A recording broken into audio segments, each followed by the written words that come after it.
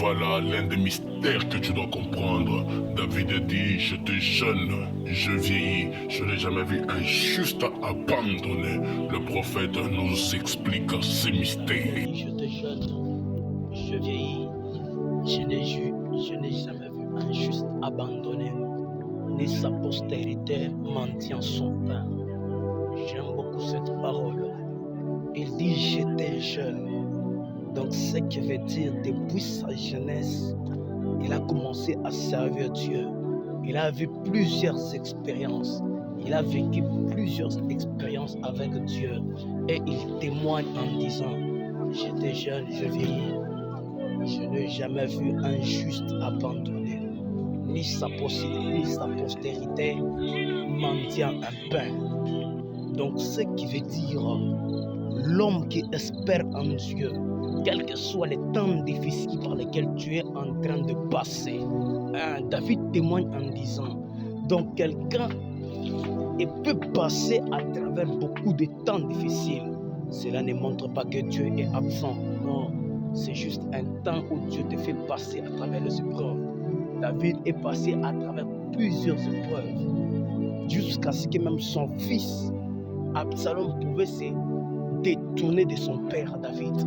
Et il a essayé même de détourner son conseiller Achitophel pour essayer toujours de détruire le père. Mais David dit, j'étais jeune, je n'ai jamais vu un juste abandonné. Donc dans tout le combat que quelqu'un peut passer, Dieu est là et Dieu soutient l'homme. Donc ce qui veut dire, tu ne dois pas te décourager. Dieu est avec toi. Une des choses que j'ai toujours dit, les hommes t'abandonnent quand tu as des problèmes. Ta famille peut t'abandonner quand tu as des problèmes. Les hommes de Dieu peuvent t'abandonner quand tu as des problèmes. Tout le monde peut t'abandonner quand tu as des problèmes. Mais une différence qui différencie Dieu des hommes est que les hommes t'abandonnent quand tu as des problèmes. Mais Dieu, lui, est avec toi dans tes problèmes. C'est ça la différence qui est entre Dieu et les hommes. Une des choses que je vais te dire, j'étais jeune, je n'ai jamais vu un juste abandonné, ni sa postérité mendiant son pain. Donc une des choses que tu dois comprendre, Dieu ne t'a pas abandonné. Dieu est avec toi. Yahweh est avec toi. Yahweh veille sur toi.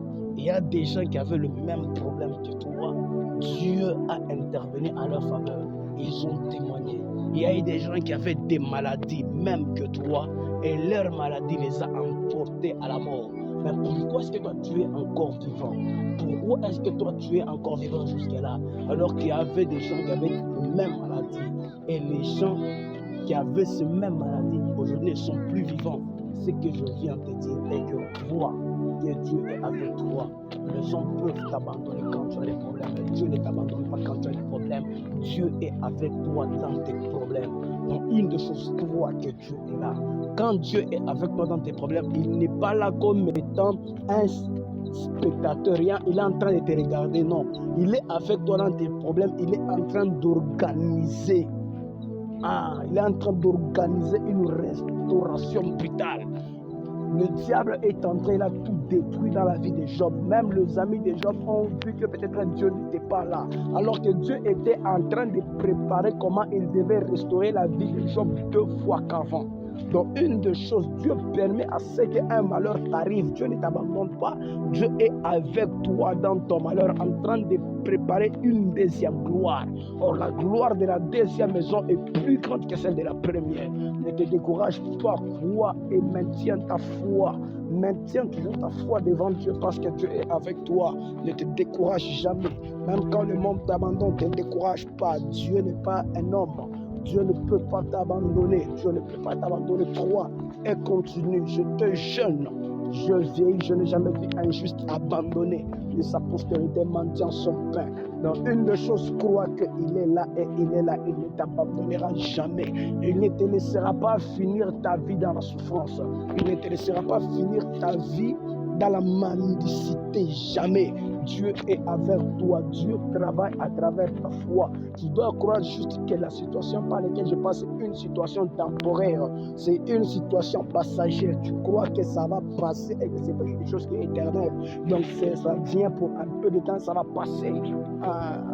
C'est comme quelqu'un a un mot de tête à 16h et 17h, le mot de tête à 17h. Le mot de tête n'est plus. Donc tu dois croire, c'est comme une petite mot de tête qui vient et après ça va partir. C'est le même avec ton problème. La Bible déclare que tout ce que tu as comme problème, tu dois croire que cela est léger. Shalom. Que Yahweh te bénisse. Je prie et j'intercède en ta faveur. Que le ciel s'ouvre. Que le ciel s'ouvre. Que le ciel s'ouvre. Je souffle sur toi, que le ciel s'ouvre.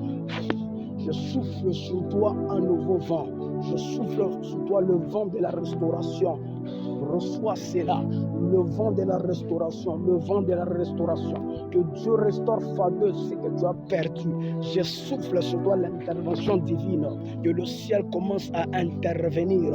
À ma descente à cette montagne, je prie et j'intercède en ta faveur. Que les anges commencent à intervenir.